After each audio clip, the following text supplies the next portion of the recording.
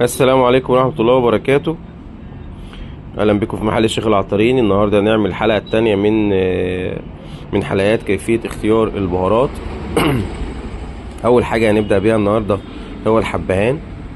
أهم حاجة في الحبهان إن هو يكون لونه أخضر زي ما حضراتكم كده شايفين، يكون مقاسه كبير.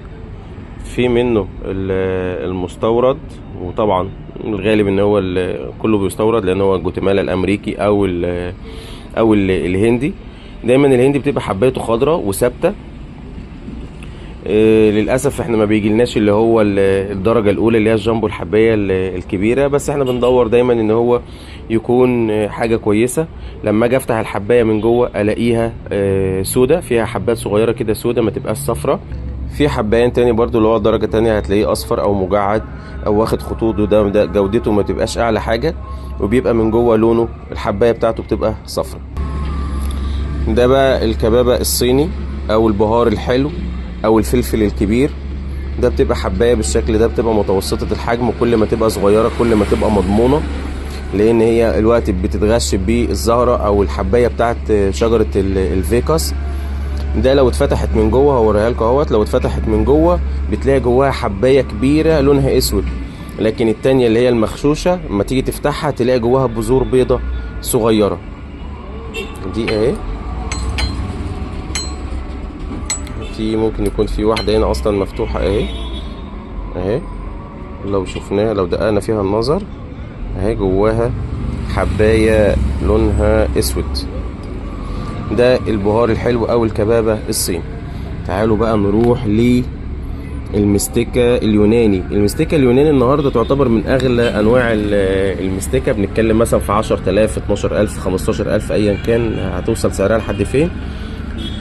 فدي صعب طبعا المنال او صعب ان حد يستخدمها، بس هي الاصح والاجود والافيد. هنروح بقى للمستكه الصيني اللي هي اصلا موجوده عند كل العطارين وكله مفكرها مستكه، وهي مستكه بخور تضر، ما تنفعش، تودي في داهيه، بس تعمل تلبك معه وتعمل تسمم وتعمل مشاكل كبيره جدا. فص واحد من ده يغنيك عن جرثومه المعده ويطهر المعده وما يعملش مشاكل، بل بالعكس ينفع. نروح لحاجة تالتة وهي القرفة ومشاكل القرفة والقرفة السيلاني والدرسيني وهكذا. طيب دي القرفة الكسر اللي احنا تقريبا كلنا عارفينها، ودي اللي غالبا ان هي بتستخدم في الطبخ. ودي القرفة اللي احنا بنقول عليها السيجار او القرفة العود. دايما القرفة كل ما تكون تخينة كل ما تكون جودتها اقل.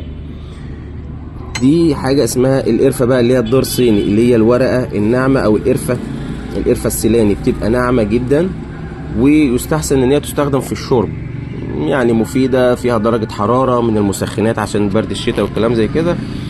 لكن احنا غالبا هنستخدم اللي هي القرفة الكسر او القرفة العود اللي هي العادية دي.